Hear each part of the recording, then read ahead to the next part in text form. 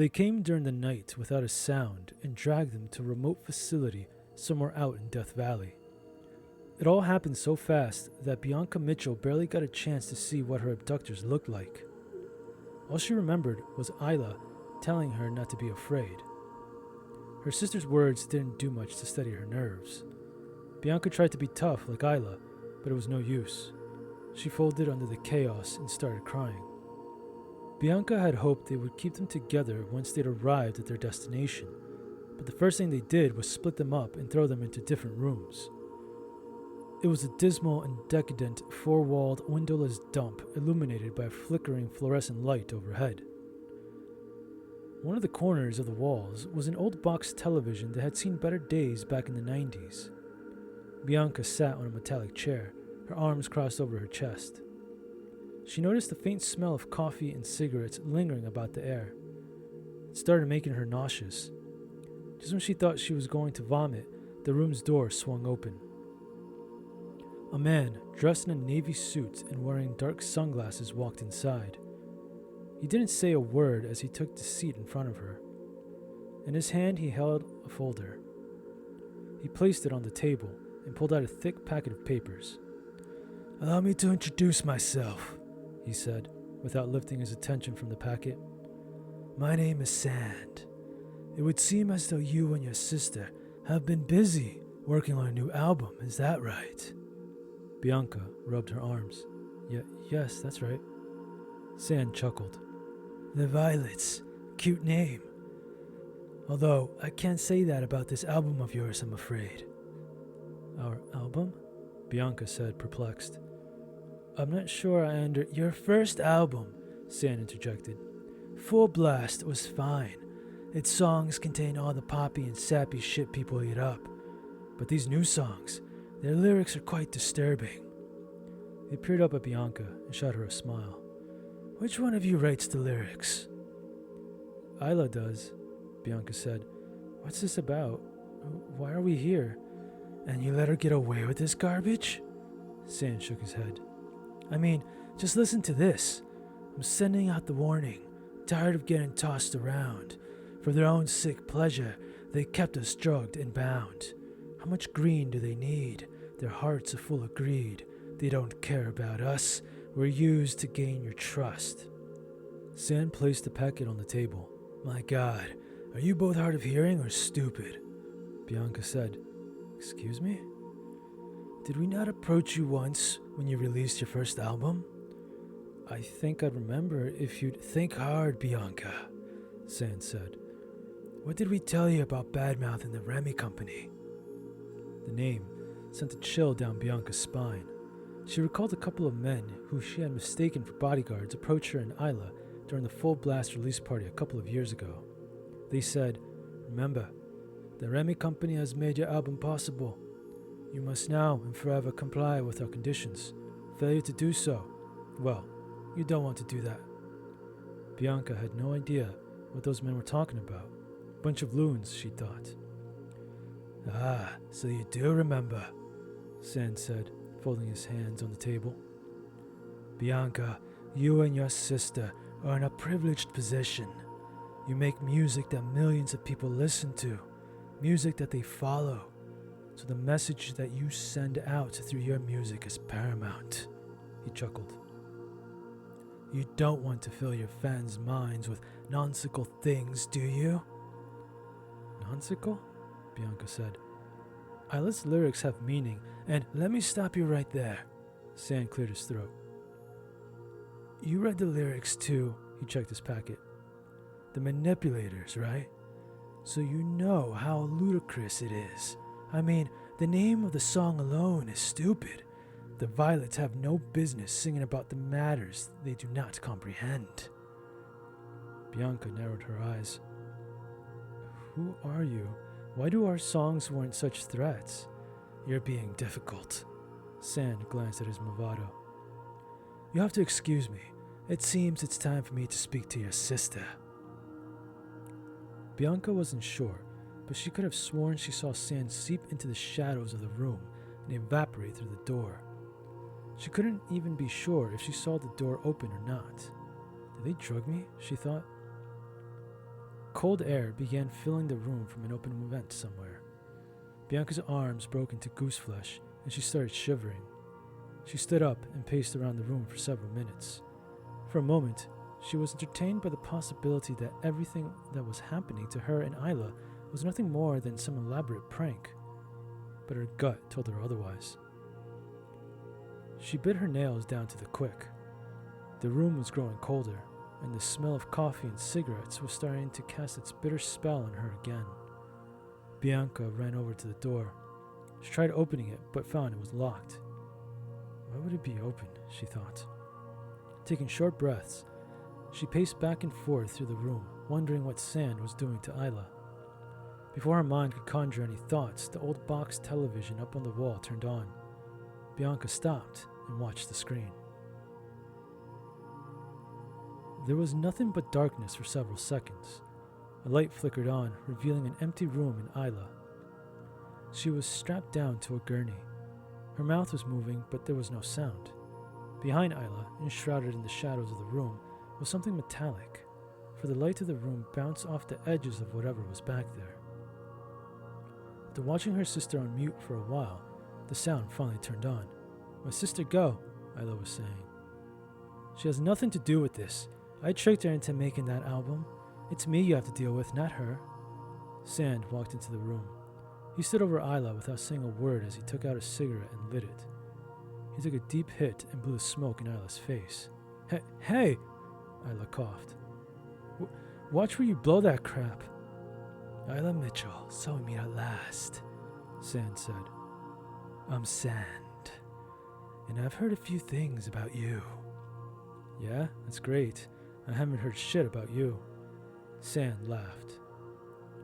"Yes, they told me you had a sense of humor. We're going to have to remedy that." "Let my sister go," Ayla decreed. "She has nothing to do with this," Sand interjected. "Yes, I heard you the first million times. Unfortunately, you dragged Bianca too deep for us to let her go." "Why are you doing this?" Ayla wiggled on the gurney, helplessly. "Do my songs scare you? What is it? Do you or your employers think once people know the truth about your game that you will lose your power?" "And pray tell, what truth would that be?" Sand said, taking a drag. "That the Remy Company uses its actors and musicians to manipulate society to their will," Ayla began. "That you keep your puppets drugged with candy and other sweet promises that always go unfulfilled. And if, God forbid, any of the puppets grow a brain and want to break free, you threaten them?" "What a wonderful imagination you have," Sand said. "Oh, I have proof," Ayla retorted. "Proof that you bastards turn innocent actors and musicians who try to speak the truth into drug addicts and psychopaths. Laura Lockhart. She warned me about you assholes. She was writing a book that would expose the Remy Company. But you stopped her before she could finish it. You turned her into a drug-addicted psycho who now spends her time between an asylum and a rehab clinic. You turned her into brainless entertainment for the public." "Oh my, you are a delusional one." Sand took a final drag and flicked a cigarette onto the floor. "And here I thought you were a promising Remy star. What with your hit television series and musical career?" "Drop the axe, Sand," Ayla said. "You're not fooling anyone here." Sand shook his head. "Very well. Laura Lockhart was a fool. Her show on the Remy channel raked in millions of viewers just like yours does. But, like you, Laura saw things she did not comprehend, and having no understanding of this, decided to speak out against the Remy Company. So you see why we had to silence her," he sighed. "Sadly, like all those who tried to oppose us, she defected." "What did you do to her? How does someone as innocent and sweet as Laura turn into a drug addict and a psycho?" "We made her better." "Bullshit," Ayla snarled. "She's the laughingstock of Hollywood, like the rest of the celebrities you've made better." "There you go again, talking about things you don't understand." Sand snapped his fingers and waved his hands. A group of men and women dressed in lab coats walked into the room. "But soon, things will become clear to you." Ayla jerked her body this way and that, desperately trying to free herself of the leather restraints. The Remy Company won't get away with this, Ayla spat. The truth cannot be silenced. Sand chuckled. You keep thinking I work for the Remy Company. No, my dear, I don't work for them. Remy is just another puppet like you. My employer. Well, you've never heard of. Try me, Ayla said. I'm afraid it won't make a difference. So then tell me. Laios, Sand said. The League of International Observation and Security. I don't understand. I've done my research.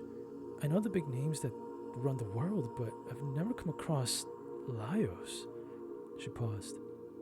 You're lying to me. Believe what you want, Sand said. But Laios is the one that runs everything. You don't learn about them unless they want you to. The lights of the room turned on.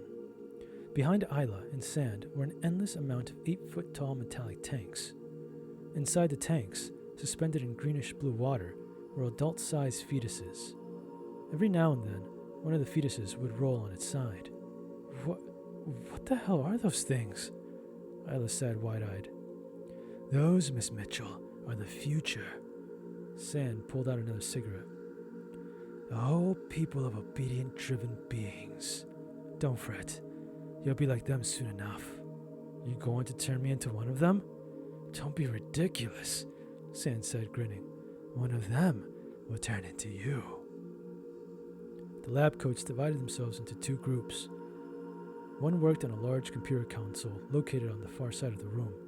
The other made their way through the large tanks, clipboards in hand, checking on the fetuses. Sand took out a small oval-shaped device with a needle attached to it from his jacket pocket. This little beauty is what we call the Readjustment Identity Extractor, or RAI for short. He smiled. You see, once I place this on the nape of your neck, the needle will attach itself to your spinal cord and work its way to your brain. There, it will begin to download your identity and store it in its memory. Think of this brilliant device as a thumb drive. That's impossible, Ayla said, eyes fixed on the RAI. You can't download a person's identity from their brain. Again, you speak of things you know nothing about. Sand walked behind Ayla, taking a hit of a cigarette. The real brilliance of the RAI is the fact that it allows us to literally delete unwanted traits from people. Traits like your revolutionary personality. He grabbed an antiseptic towelette and freed it of its plastic wrapper. Sand cleared Ayla's neck of blonde hair and rubbed it down with the towelette. You'll feel a pinch. Don't you dare touch me, Ayla said, tears rolling down her cheeks. Sand, holding his cigarette between his teeth, inserted the RAI into the nape of Ayla's neck. Get it off me, she snarled. No, you can't erase me. The truth cannot be silenced. Truth will be revealed. You cannot. Ayla's mouth began drooping. Erase me. A low ping rang from the RAI. Ah, all finished, Sand said, pulling out the device. He handed it to one of the lab coats. Make sure you delete her little rebellious attitude. He looked at Ayla's wavy blonde hair. Get rid of her blonde locks. Give her reddish-brown hair. Yes, she'll look lovely in that. He turned toward a different couple of lab coats. Freeze the body and throw it into the storage chamber. Before these lab coats confiscated the body, another lab coat was finishing up taking a blood sample from Ayla. Sand looked up at the camera. Bianca, I hope you've been enjoying the show. Now let's watch the birth of your new and improved sister. The screen zoomed in on one of the tanks where a lab coat, using a long rod with a hook at the end, was injecting the fetus with a silver syringe. Simultaneously, another was inserting the RAI into its neck. In a matter of minutes, the fetus, a bald, naked creature, began twirling inside its tank, its featureless body slowly growing breasts, reddish-brown hair, and curves. Within another few minutes, the fetus had morphed into an identical copy of Ayla. Behold, the birth of the new Ayla Mitchell, Sand said, looking up at the camera. For her sake, I hope she doesn't defect and start going crazy like Laura did.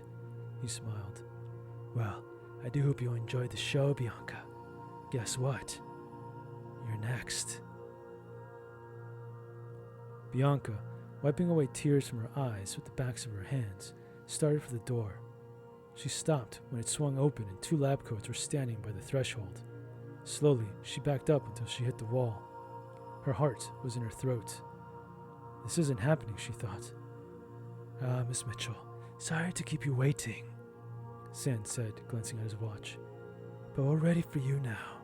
Get away from me, Bianca cried. You're not turning me into one of those things. Of course not, Sand said. We're turning one of the clones into you. He tilted his head to signal the lab coats to grab Bianca. Bianca said, Please, don't do this to me. The lab coats grabbed her and dragged her out into the hallway. No, the truth cannot be silenced, Bianca said, sobbing. Sand said, Perhaps, but the truth can always be hidden.